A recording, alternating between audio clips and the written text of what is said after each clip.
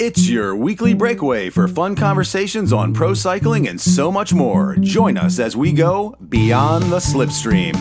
I'm Matt Harper, and together with my brother Justin, we'll do deep-ish dives on bike races, movies, bands, and all manner of shiny pop cultural objects. Oh, and did I mention bike races? We're kind of obsessed. Allez! Hello and welcome to Beyond the Slipstream. I'm Matt and this is my brother Justin, and today in our first segment we'll be discussing the men's side of the Pro Peloton ahead of the 2025 season. Next, we'll turn our focus rearward and discuss our top 3 moments of the 2024 pro cycling season on the men's side. Finally, in segment 3, we're going to dig into the recent history of the men's Tour de France, especially stage 19 of the 2023 edition. And of course, we'll each take a ride in the broom wagon. Stay tuned for all that and more. Allez! All right, we are going to get started today with some off-season pro cycling chat on the men's side. Good morning, Justin. Good morning. How are you, sir? I am well. Doing well and ready to talk cycling. I'm going to jump right in. Here are, in no particular order, some random thoughts that I have regarding next season. Number 1, Tudor Pro Cycling. I am very stoked to see what this team does next year. Now that they've got one Julian Alaphilippe and one Mark Hirschi joining the team. This is going to be fun. They are both hitters. Alaphilippe is, in the twilight of his career. Can you say that about what is he, 27? It sounds crazy to say, but yeah, I mean, he's definitely in the second half. For sure. However, he did have that big win in the Giro last year and was kind of omnipresent in that race. I mean, which bodes well. He's always present. I mean, he's always there. He's always lurking. He's always the guy. A for effort for that guy for sure, because he's always trying to get in the breakaway and trying to make something happen.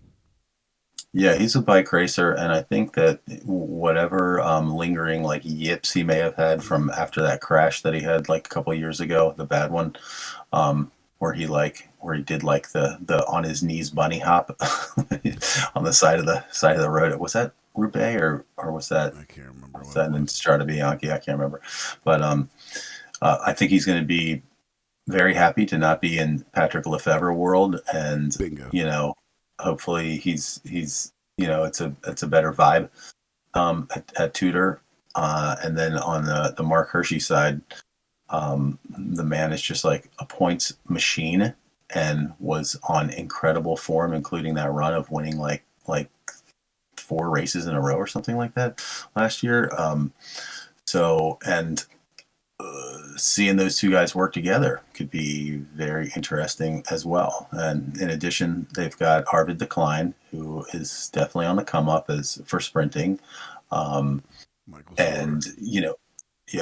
Decline needs some positioning work and just, I think, a little bit more experience functioning, with the big boys. But he will certainly be interesting to watch next year. Michael Storer for sure, American Larry Warbasse, which for me personally, I listen to the cycling podcast, Daniel Frieba, and Larry Warbasse is one of the guys that he goes to. He's not there on every episode, but he's often there. He's like part of their crew.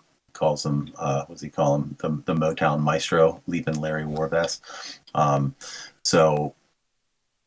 That's another, anything that whatever team he's involved with, I'm going to, be stoked for, just because I'll be hearing inside bits of info when that guy crops up on the podcast. So that, and then of course they got Matteo Trentin, who I love. I've always loved that guy. He's a great guy. He's a great part of that team. So for one of these outside looking in type teams like Tudor, I think it's a huge boost for them. And I think for Alaphilippe, for sure, it's going to be a better mental state for him, which could lead to more wins. I mean, his form has been great. So what's not to say if he's in a better mental state and he's around a team of, riders that are all kind of there for the same reason. They really have a laser focus that they should be able to do good, really good things. It's very exciting. Yeah, and there's nobody else on the team that's like more luminary or has greater palmares than he has. So, in the races that he has a shot in, he will be the guy, and that I think that will bode well for him as well. What do you got? Um, so let's see here. Um, so I one of the things that I think is going to be very interesting to see is this change that's going to happen with Red Bull Borough Hansgrohe. I think that they are a team that is very focused on a win now. Like I really think that, because I don't know that, like, they don't have Primos locked up long term, right? Like, it was just a short contract. So if they're going to make a run at the Tour de France, it seems like they're going to do it right now, and they are picking up some really, really good riders. They're picking up both of the Van Dyke brothers from Visma Lease Bike, which I think is a really good pickup for them. Those guys were all over the place this year. They had, Yeah. They were definitely, their names were talked about a bunch. They're getting Lawrence Pithy from Groupama. All right. Also, That guy is a baller. Exactly. Lawrence Pithy is a badass and can win races. Not talk about another guy on the come up. They're getting Finn Fisher Black from UAE. Mm-hmm. And I think the key to this right here is they're picking up Jan Tratnik from Visma as well. So wow. that's Primos's boy. Yeah. Okay. Yeah, so, yeah. Oh, that's good. So that that to go along with, they've got, who else is there? Hold on, I made some notes here. I'm trying to think. Hold on. So they have Primos, they have Jai Hindley. That's another one. So, I mean, think about that. They've got both Van Dykes, Jan Tratnik, Primos, Hindley. All right. I mean, this is a team that's built to go for a Grand Tour. And they, I hope. They won a Grand Tour already. They won the Vuelta this year. So I think it only, serves to make them better. And they won the Giro 3 years ago with Jai Hindley as well. I mean, that's yeah, that is exciting. Yeah. I'm glad you mentioned that, because I am stoked for that. I just want Primos to stay upright and have a good race, baby. Like, now, because I will say this: they lose 4 good pieces as well, so it's a trade off. They lose Lenny Kemna, they lose Max Schachmann, Sergio Higuita, and Bobby Ungles. All right, and again, those are all good riders, but I would say with all 4 of them, they are on the farther side, versus I feel like the guys that they're getting are younger and more on the come up. So it's absolutely. I mean, I would say that, like, Youngles is like way twilight of his career, even though I do think he had a couple of good moments last year. Sergio Higuita is whatever. He's just mid tier as far as I'm concerned. He's had some good moments, like maybe a decent domestique or something, but Kemna, now that's a loss. I mean, that guy I think he's in his prime right now. I think Max Schachmann is a really good rider too. But if they're not isn't Schachmann a sprinter? Or is he's more of like a ruler? I don't know. Yeah, I agree with you. Like getting all those young guys in there, that bodes well. All right, that's a good one. For me, another thing as far as next season that I'm hoping for big time is, can we please have anything other than the Pog Show next year? Like, I love them. Last year was great. Like, but I mean, it was boring. Like, a lot of it was just boring. Just like it was in the biggest races. You're right. Yeah, I mean, the Giro and the Tour were both just foregone conclusions, and yeah, there was other stuff to be excited about, but like, it just, I don't know, that kind of sucked. Well, especially considering how good it's been the last few years. Like, we've had a lot of really good competitive Grand Tours that had a lot of drama in them. The Vuelta, in 23, all the drama. The fact that Visma won all 3 Grand Tours with 3 different riders. So I mean, like, right, the Pog and Jonas fist bump, like all that stuff. Yeah, that's what I mean. It's a lot of. But you're right. You're not getting a lot of variety in the Grand Tours right now. And then couple that with like, because we're talking about the men's side, the monuments were just an absolute snooze fest this year. Uh, Basically, the only good one was MSR, which was fantastic. I mean, that was incredible. Definitely the It best of was the year as far as the and monuments are and concerned.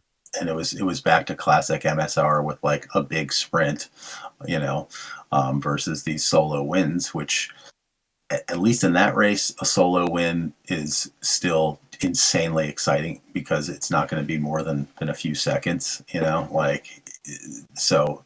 But the other four, all four of them, solo breakaway, 40Ks, 50Ks, 80Ks, like And one of them was just like 80K. boring. Yeah, it's just like really like all like 4 out of the 5 monuments solo breakaways, like that sucked. So, I mean, I think that's a sort of just a testament to like how racing is changing and the level has just gone through the roof. And so now it's like, guys, if they want to try to lock it down, really your only choice is to be the strongest one, to know you're the strongest one, and to break away from as god awful far away from that finish line as you possibly can. But unfortunately, it does not make for decent racing. Well, I mean, look, everybody's going to be trying to find their answer for Pog. I mean, that's just how it's going to be. I mean, that's how they're going to race. Now, what I hope is that they don't all go too far to that and only make it about beating Pug. But look, man, the Tour de France route is built to break climbers. So it'll be like hopefully it'll be interesting to see because I mean that you have a lot of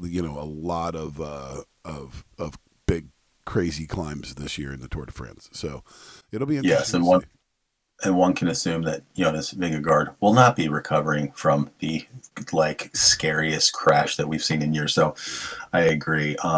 What's next on your Okay. list? I here. I just want to. I'm gonna throw out a couple of just random transfers. I just want to get your opinion on them. All right.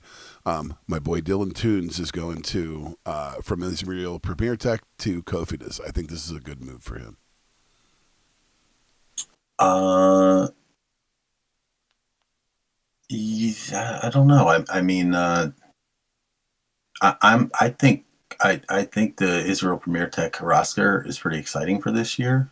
Um, I think he gets Will it- lost in. I think he gets lost in the shuffle at Israel Premier Tech right now, and I yeah, think going to he will Cofidis, definitely be he'll have a little more. You know. a little more cachet over there on that squad. Yeah, I'm All right. excited for that. I like Uh, DVB. I know you love Little Trek. They are getting Soren Craig Anderson. I like that guy, although he did nothing last season. I feel like he did not have a good season, but he won one of the Canadians like the year before. I mean, Right. he's definitely a force when he's on form. Yes. Where'd you say he's going to? Lidl Trek? To Little Trek. Yes. Lidl Trek. Interesting. Okay. I'm Um, definitely excited for that one. Lenny Martinez is joining Bahrain Victorious. Bahrain Victorious. Sorry. That's definitely a good move for him Yes, I agree. Yes, I because very they much agree. they don't really have a GC guy, and like that guy is gunning for the Tour de France for sure. Oh yeah. And then we love American anything in cycling. Casper Asgreen leaving Soudal Quickstep to come to EF Education. Sweet. I'm super stoked on Yeah, that one. right. To I see love him in that that guy. pink jersey, let's go. He's Let's he's go. super cool.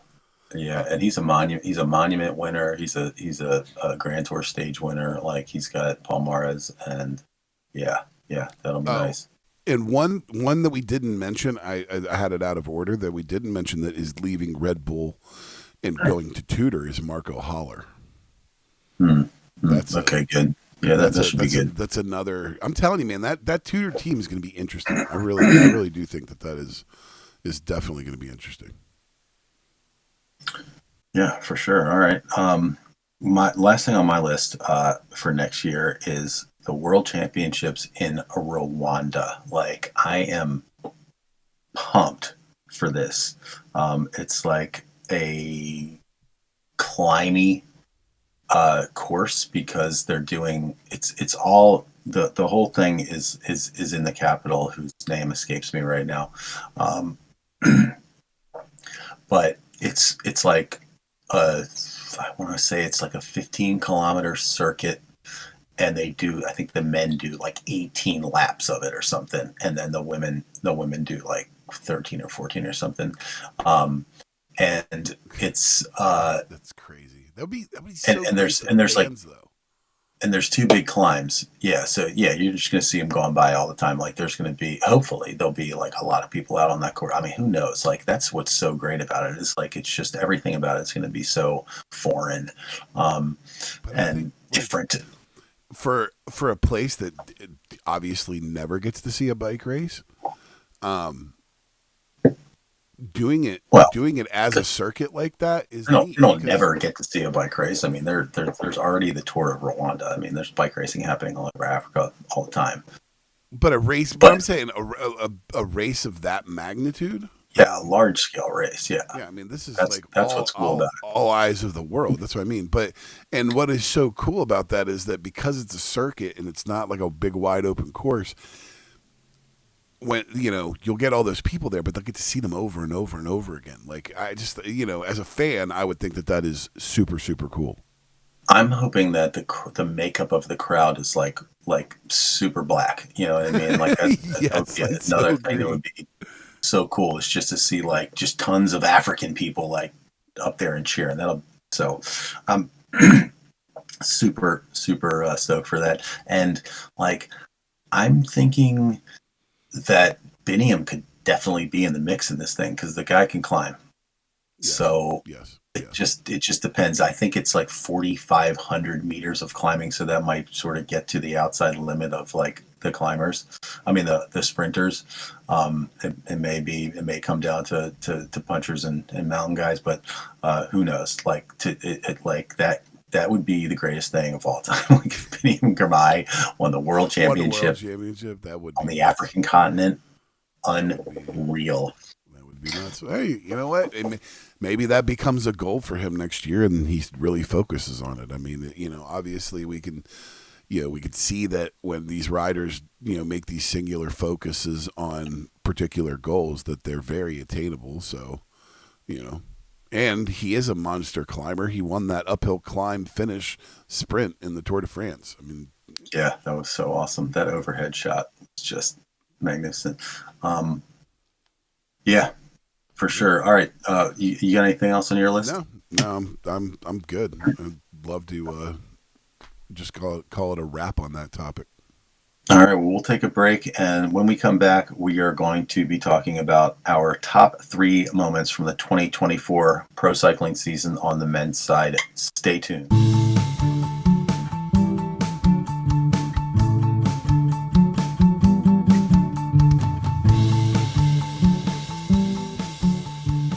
All right, we are back, and we are going to discuss our top three moments of the 2024 pro cycling season on the men's side. And I'm going to let you go first. What do you got? All right. Well, I'm just going to get it out of the way because I know that it was boring, but it needs to be stated about how ridiculous of a season Tadej Pogacar had. I root for greatness, and greatness is definitely what you saw. I mean, obviously it was a one-sided year of a lot of watching this guy win, but when you put it in perspective, it's pretty amazing. So it's total domination. Strada Bianchi, sorry, Catalunya, Liège-Bastogne-Liège, the Giro, the Tour de France. He won in Montreal. He won the World Championship. He won the Giro d'Emilia and Il Lombardia, and he got third in Milan-San Remo. How many total victories was it? Like 26 or something like that? Yeah, something like that. So here's some of the stats. All right, in 24, he won at a 44% win rate. That is insane. All right, He won almost every other bike race that he got in. okay. That is incredible. He had a 63% podium rate. All right, he had a 68% top 10 rate. Imagine that. Incredible. It's insane. Mind blowing. He had 39 leaders jerseys. He had six stages in the Giro, 6 stages in the Tour de France. All right, 2 monument wins. All right, the 3rd place, 4 stages in Catalonia. All right, in his career stats, right now he's on a 26.9% win rate. All right. For his career, he's winning 1 in 4 races. That is insane. He has 5 Grand Tours. He has 88 World Tour victories and 7 monuments. All right, and this wow. I love this one right here. Tadej Pogačar averages about 9,180 racing kilometers per year. He's 26 years old. Wow. All right. I now I'm going to need to like dig into like what Eddie Merckx's best season was and what Fausto Coppi's best season was, because now I got to know, because that is just unbelievable. 12 Grand Tour stage wins in 1 year. 12. Like most riders would give their right arm for 1 in their entire career. That guy got 12 in 1 year. Yes. That's unbelievable. Yeah. That's unbelievable. That's why I say it's like yes. Does it make the Grand Tours a little bit more boring because it's a one-man show? But when you take a step back and you marvel at what it actually was and what a year he put together, I mean, it's just unbelievable.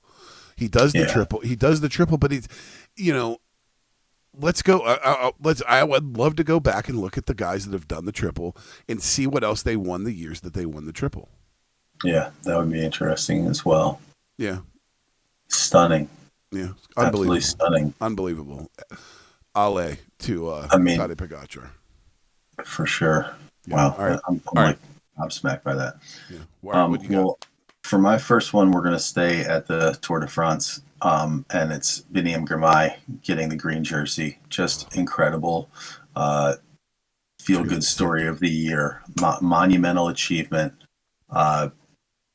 First, what was it? I think he was the first Black African to win a stage at the Tour de France. I mean, he's the first Black person to win a stage at the Tour de France. Yes, that is correct. And the fact that he got not 1 but 3 stage wins and just was and the green jersey. Yeah, it was. And what I liked about it was at first he seemed dominant because he got all the wins like in the first half of the thing. And he seemed dominant, but then like Philipsen just chipped away and chipped away and chipped away. And so he really had to defend it. Yeah, he had to defend it. So it wasn't, it gave us some excitement, but in the end he got the job done. And considering that 2 years ago on the stage podium when he got his first Grand Tour stage win in the Giro, he literally almost ended his career with an errant champagne cork. Like that literally could have been career ending. That cork moves a half an inch in a different direction. That guy's career is possibly over. To have gotten past that and made it to the Tour, I absolutely loved it. What a guy! I love the man's smile. I love his interview. And he's an exciting guy to watch in a bike race. And he's such a kind guy. You know what I mean? He's appreciative. He, and I don't think it's lost on him how big, he or what he means to the sport and to people of color. It's a great story, and it was very fun to watch. Because talk about something that I didn't expect to happen, like to watch it happen, and always root for him to win. Like it was fun. It was a lot of fun. But you're right, Jasper's just so darn good. But I'm glad they made it interesting. Agreed. All right, my next one again, because I'm sure people will realize throughout the as this goes on.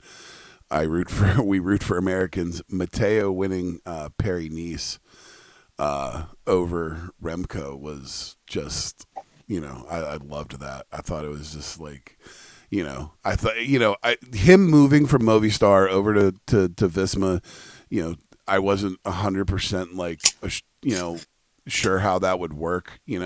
Obviously because of uh, the Primoz Jonas thing, but it really seems to work. He had a great year. He was all over. Okay, I see. He was all over the place, winning stages, winning races, and he had a great year, and him winning Paris Nice, I thought was just so great. I believe it was a very small margin, to 12 seconds or something like that. Yeah, oh yeah, Um, he had to win it. and this, yeah, and the stage, there was one stage, I just remember a great move that he made where he was like, he was locked in on somebody on the left-hand side of the road and then like swung to the right with a killer move to take the stage. Yeah, he was big shining star for Jumbo Visma or Visma Lisa Bike this year. And, uh, uh, yeah, always great to see an American doing well like that. I love how he really came into his own when he got to Visma, because Movistar had no idea what to do with that guy, and just that team, they don't know what they're doing. It seems like a lot. Well, and Visma So Lisa Bike obviously knows what to do with him and put him right to work. And he's a guy with a great work ethic that, when given the opportunity to excel, absolutely said, "Okay, let's go." agreed. Yeah, that was wonderful. My next one is my man Julian Alaphilippe's Giro win, stage 12 of the Giro. Um, he and the other guy that was with him, whose name is Micro Maestri, they attacked with 125 Ks. 125 Ks. Now, it wasn't a solo. There was two guys, and boy, did they work together. But what a story. What a story. I mean, the comeback of Alaphilippe, his first Giro stage win. Well, and they had to really work together. I mean, that was the a team effort scale between the two of them. Yeah, the scale of that achievement, I mean, just it's incredible that they attacked so far out. But to me, like the really the best part of the whole story is the superstar and the nobody hooking up for this day. And it didn't come down to a situation where the two of them were right there at the finish and one of them had to gift the win to the other or anything like that. In the end, Alaphilippe was strong. He was the strongest. Like Maestri, I think finally they separated with like 12 Ks to go or something like that. And Alaphilippe went on to finish it out. But they were both just like so thrilled after the race. I mean, Maestri was arguably as happy as Alaphilippe was because it was his first time on this grand stage. He's with this guy who he's admired, when he was younger, and was able to help him do this thing. And you got this wonderful moment there after the race was done where Alaphilippe seeks him out to get a photo with him. And the guy's just like so surprised. I mean, he was completely spent, but he's like, it was just such a sweet moment. And, Alaphilippe he's a great guy. And it really showed in that moment. That was my number two. I think that also goes back to what we were talking about, earlier in the episode about Alaphilippe being in a better mental state. I think where he's going, it's going to be better for him, and I think that he's a great rider that will excel given the right opportunities. I mean, he's proven it time and time again. I mean, he's a former world champion. Indeed. All right, so my last of my three favorite moments of this year is it's when Jonas beat Tade, all right, in the sprint on stage 11 in the Tour de France. Now, obviously for context, Jonas was in that horrific accident in the Basque Country that knocked him out for months, and nobody was sure, what his form was going to be when he came back to the Tour de France. When even we weren't even sure if he was going to ride the Tour de France. And so, he showed up, and then obviously Tade was on the rarest form of all rare forms, and nobody really thought that there was a chance for Jonas to be able to win the stage, but Jonas had that kind of personal motivation of somebody that was close to him. I think like passed away. I can't remember exactly what it was, but he wanted to win for them, and he beat the best rider in the world, who is on the best form of his life, in a straight up sprint, that he probably shouldn't have won. And these two are going to be intertwined for the next, probably decade, where they're going to trade these major blows. But in this one moment of, great triumph for Jonas, where he's had this really hard year, and he absolutely beats him on a straight up sprint. It's all him. You can't take it away from him in any way. There's nothing that can be said. They were both going all out, and the fact that he was able to pull that win, it made my week that week. It was such a great moment, because I've had a lot of fun moments between the two of them since I've started watching cycling. And so that moment just captured my imagination with how great cycling is. It was stunning. It was awesome. Let's not forget, he's one of only two people really the entire season to beat Pogačar heads up. I mean, Narvaez took stage one of Yeah. of the Giro. Pog got third that day, actually.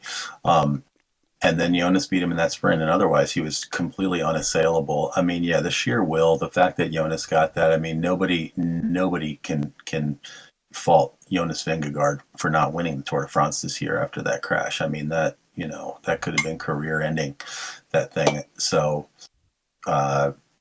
chapeau to him for that stage win. He earned it, and I'm so glad he got it, because Visma, talk about going from up to down one season to the next. So it was nice that they at least got that stage win.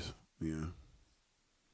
So for my third, I got a grab bag of good moments that I want to throw in. If you force me to pick one, if I based it on how much I have talked about the particular moment, hands down, it would be Remco coming across the finish line at the Olympics, turning the bike around for the sponsors, knowing the Eiffel Tower's in the background, and him giving the photo op, and then he hangs up the phone, baby. Like, that is just so Remco, so perfect. I mean, I loved it.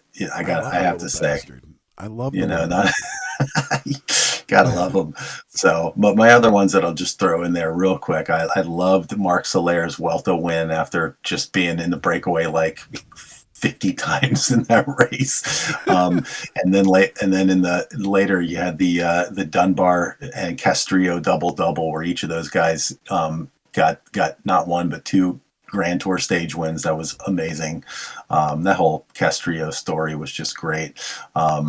With the Solaire one as well, remember that was also the day that like there was some like luminary guy, like the owner of the team, like or somebody, there was somebody that was an old school like pivotal cycling guy, or maybe he was a Spanish guy. That's what it was. He was part of the Spanish national team. The guy passed away, and all the Spanish guys were really sad, and Solaire went out and won that day for that guy, so that was cool. G coming third in the Giro was awesome. Of course, the Ben O'Connor Vuelta story was also just fantastic. Like, what a guy, man! You gotta love Ben O'Connor. We'll be talking more about him later in this episode. So yeah, that's my grab bag. I will say one other thing, just thinking about the Olympics, that I did absolutely love was Wout van Aert, Remco, and oh God. Philippe Ogana. God, I'm just like having a complete moment. The three of them on the podium in the hijinks that they had at the end of the Olympics, where they had somebody had like given them a camera or something, and like with the selfies. Philippe Ogana was like patting the little shorty on the head, and it was just so funny. this it just goes to show how great cycling is and how great these guys are and how much respect they all have for each other. And I don't know. I love cycling, man. What can I Yeah, say? I'd forgotten about that. That was great. That podium. That was a great podium. Yeah. All right. Do you have one more, or are we done? No, that's it. All right. Well, stick around for our third segment, in which we will discuss Tour de France 2023 Stage 19.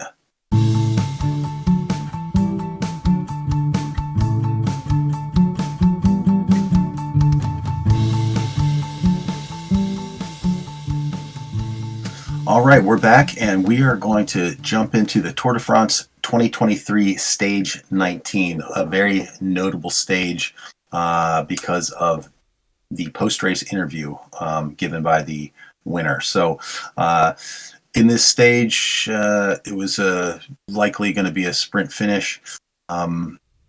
Starting in around 65 Ks to go, there was a big breakaway, top sprinters, Philipsen, MVDP, Biniam Girmay, Tom Pidcock, and Victor Campenaerts is in there with them and just like destroys that whole group.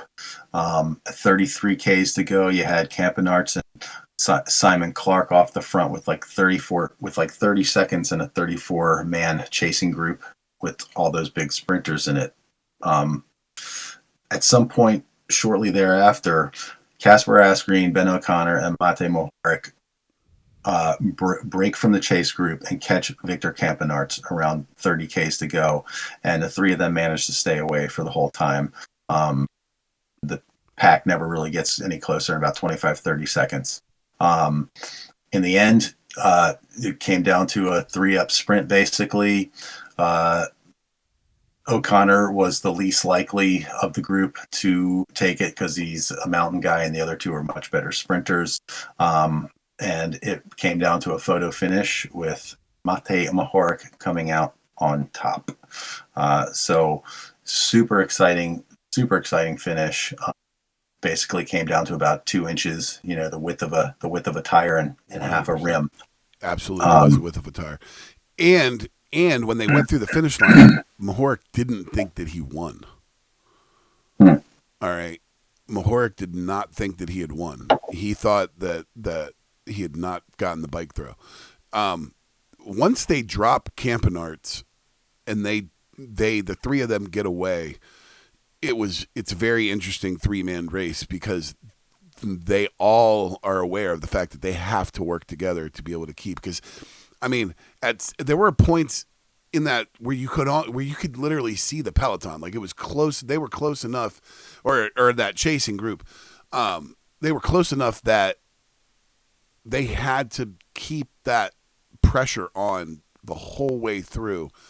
And it's funny when you in the post race interview that Mohoric gives, he says he knows O'Connor can't do it. Like he knows that O'Connor doesn't have it. And so he at that point he knows it's down to him or Casper Asgreen, and Asgreen had won the day before. Yeah. Yeah. And was on very, very good form.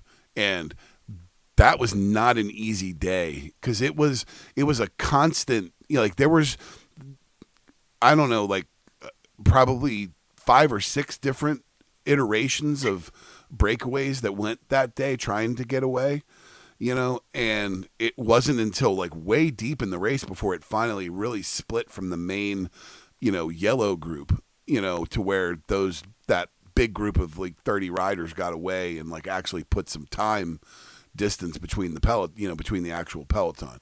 So, that was not an easy day of racing for anybody, not for a day that was expected to be a sprint stage. Yeah. Yeah, just a great day of racing. I love that Asgreen had won the day before. I mean, it was sort of like I would have been happy either way. I mean, I'm certainly very happy with the result. I love Mate Mohoric, especially with him giving us that incredible finish to Milan-San Remo like 2 years before that. He's just a guy that I love. I love the way he races, and he had won 2 Tour de France stages prior to this as well. So it's not like hasn't been there before. Oh, he's a hitter for sure, and he's a super smart bike rider. So I love him. I'm very, very happy that he won. Um, I mean, with 800 meters to go, he was back there, like on the back of that trio, tightening his shoes up. I mean, he's like just a shark, just waiting to pounce. And in the sprint, He let they both, Asgreen lead him out. I mean, Asgreen he was just right on his wheel. yeah, I think he said in the interview that he knew because Asgreen was the strongest, that Asgreen would cover. He knew O'Connor would try to strike from further out, and he said he knew that Asgreen would chase him, and so they both kind of played it pretty well. I mean, Asgreen sat on O'Connor's wheel for a long while, um, just absolutely neutralized O'Connor's attack in an instant. O'Connor's attack was so sad. You could tell that he was just spent when he, completely. yeah, he was gassed. I mean, he's trying to like make a move and can barely get past those guys, and Asgreen just sits, lands right on his wheel almost instantly and stays there like a long way until they were probably 50, 75 meters from the finish line. But to his credit, Mahork just got on Asgreen's wheel and just waited, and he did not come around inside of 25 meters. And as it turned out, you said he thought he had lost, but he is the one that timed the bike throw perfectly. When you look at that, slow mo, or when you look at the photo finish shot, you can see him fully extended, and Asgreen is like much more upright. Yeah. And then if you see that.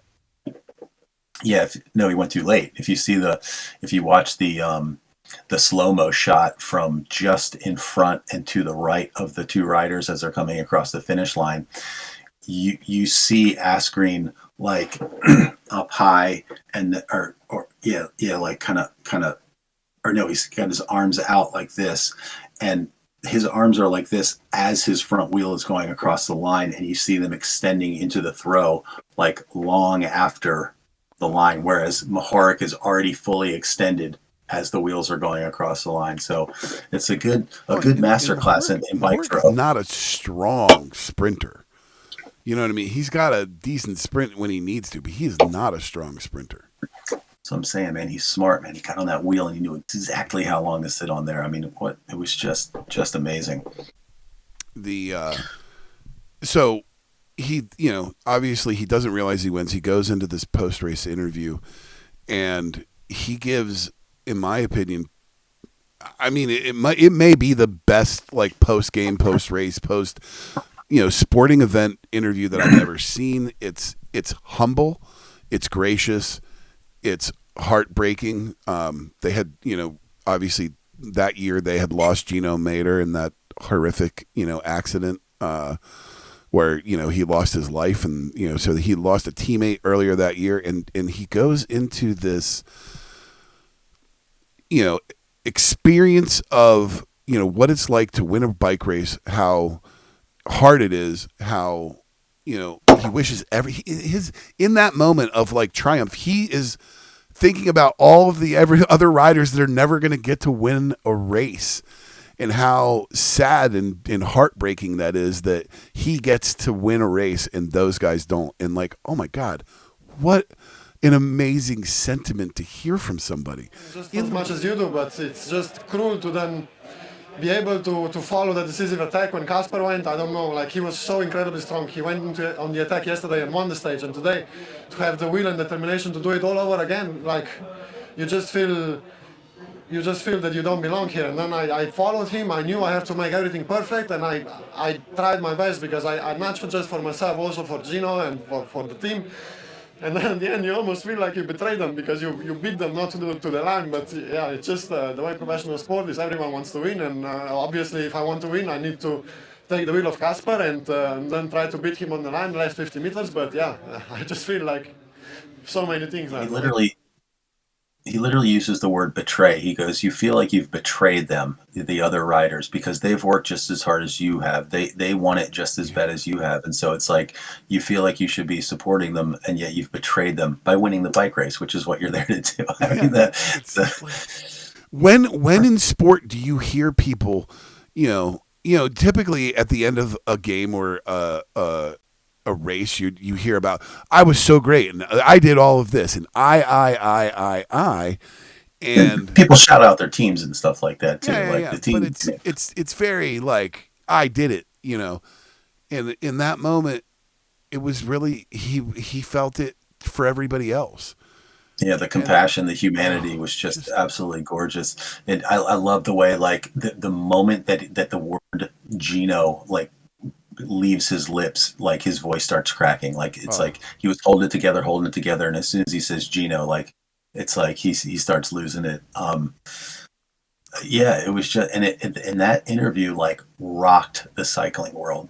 Everybody was talking about it the next day. Every single podcast, every bit of media. That's all anybody was talking about was that post-race interview, because it was just like such an uncommon, rare look at the mind of an athlete, and the way bare, just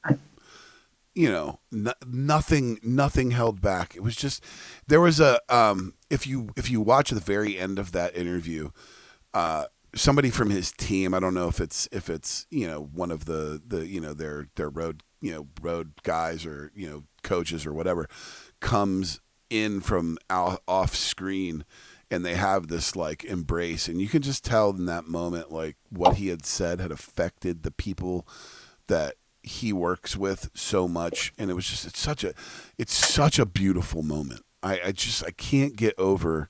I've watched it a dozen times this week, and in the same places it gets me, man. You're right, when the voice cracks, it just, you just feel it, and I can't put into words like how meaningful that is. I actually like made people watch it. Like, I was like, you need to watch this. Like, I know you don't understand cycling and think I'm weird because I like it, but you need to watch this, because this is just a great moment in the world. Yeah, I really think is the crux of like why I love cycling, professional cycling so much, is for these kinds of moments. The races are super exciting. It's fun to watch and everything, but it just dishes up these dramatic moments that you don't get a lot in other sports. So it's this win and this interview, they sort of make interesting bookends with that versus the Milan San Remo. I mean, in both instances, the man was just an absolute assassin. He knew exactly how to play those races to get the win. I mean, really like genius level cycling tactics. Two very different tactics, but both executed perfectly. And his interview after that race was all analytics. He's just like breaking it down, like that he didn't have that. Of course, this is before Gino Maters passed away. They've had this horrible season, and so coming through in that interview is just like his genius tactics, his swagger, and to counterpoint that with the Stage 19 interview, just really kind of he's a super puts smart in perspective his humanity. Yeah, I heard an interview with him where they actually broke down the Milan San Remo win, and they planned that him and his team, and especially like his main coach, started planning to take that Milan San Remo like the November before the race. I mean, that race is not until April or something like that. So for months and months, they were specifically planning it, and he had to drop receipt posts and that whole thing. We'll get into that in another episode. An interesting career arc between those two races for that guy. Absolutely. So. Yes, but we encourage you, if you're listening to this and you have not seen that interview, which seems unlikely because most likely you are a cycling fan. If you haven't, go on YouTube, watch it. It's just an amazing moment in sports. I would recommend checking out Lanterne Rouge's video because he kind of does a little stage analysis. But he plays the entire interview at the end of the Lanterne Rouge video. So Yeah, those guys are. That might Awesome. be a good place to start if you want to check it out. All right, when we come back, we take a ride in the broom wagon. Stay tuned.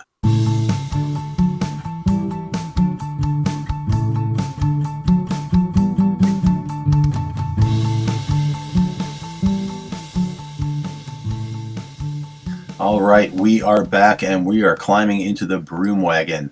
For my broom wagon segment, I am going to make a recommendation for the Global Cycling Network on YouTube. GCN is a longtime cycling media organization. Up until last year, we were subscribed to their service that we could use to watch bike races, and it was fantastic because they had a really great product. Unfortunately, that went away. We were able to continue watching, but we didn't get the GCN hosts and stuff that we used to love, so that sucked. But they have a lot of extra content too that was really good. Yeah, but they have a very robust YouTube channel, which I'm going to recommend for everyone. The reason I love it is for the quality of the videos is really good. They have some great presenters with great personality, but they've also just got a huge menu of videos that you can watch. Everything from like pro cycling coverage. They have like the GCN show, which just a straight up pro cycling show that talks about races and that kind of stuff. They've got sections of their website that are about gear, ones that are about nutrition, but they also do a bunch of other really cool stuff. Like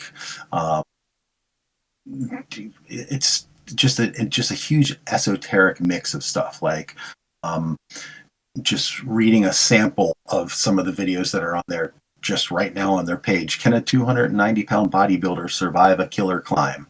The steepest, hardest, and longest climbs we've reached. Cycling's new problem. It's too fast. They've got a section called GCN Versus, and it's any kind of thing that you could imagine with versus, like a retro bike versus a new bike, a city bike versus Alpe d'Huez, GCN versus the Tour de France Femme. Great channel, beginner tips, mechanical stuff, technical stuff. It's a wonderful site that will provide you hours and hours of entertainment.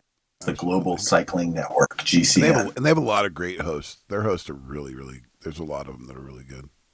Including low rent Hugh Jackman, our buddy Dan Lloyd. Dan Lloyd, low rent Hugh Jackman. I don't think that I will ever not think of him in that way when I see Dan Lloyd. But I love him because he is a real cycling genius. All right, what do you got? He really is good.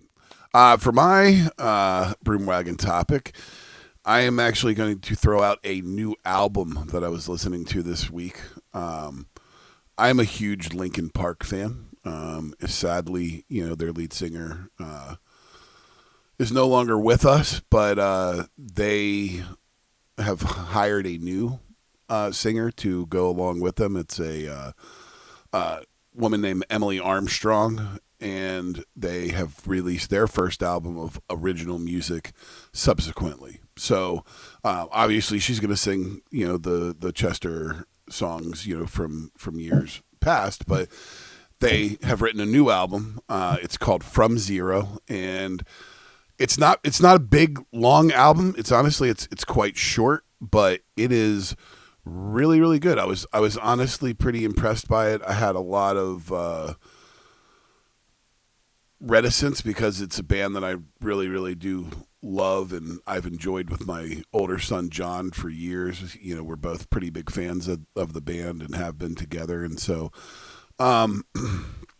it was interesting to listen to it. But I found myself. I was at work late. It had just come out this week, and I put it on in my headphones as I was working, and I found myself connecting with songs that and realized like, oh, these guys, there is life after death sometimes with with bands and music, and so I recommend it. If you like Linkin Park at all, go out and listen to it. It's on all the platforms, but really good stuff, man. I was quite impressed. I tried so hard to like that band, and in the end, it didn't really matter. No, I hopefully we don't lose half of our viewership after your recommend Linkin Park on this podcast, but no, I'll give it a listen. I'm interested. I know the tragic story. Chester Bennington, was that his name? Yep. Yep. And I'm like, oh wow, they've got a female lead singer now. So that alone is enough for me to want to. It's go and 32 minutes. It's only 32 minutes from end to end. That is also very appealing. That is all right. That is low commitment at its best. Beautiful. Well, that will do it for this week's episode. Join us next week for conversations about the relegation system in pro cycling. We're going to watch and discuss the documentary film Beyond the Slipstream about the EF Education Pro Cycling team. And we will be starting a 5-show arc next week, digging into the amazing HBO TV series The Wire. Until then, for my brother Justin, I'm Matt Harper. Thanks for joining us on another ride beyond the slipstream. Ale!